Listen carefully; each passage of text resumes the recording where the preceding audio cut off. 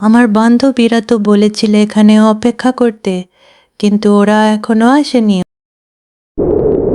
হঠাৎ এভাবে বাতাস কেন করছে? মনে হয় তুফান আসবে। এই তুমি কে?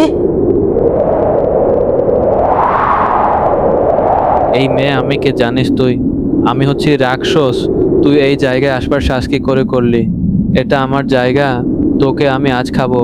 তোর বান্ধবীরা আসতে আরো 20 মিনিট রয়েছে, আমি জানি।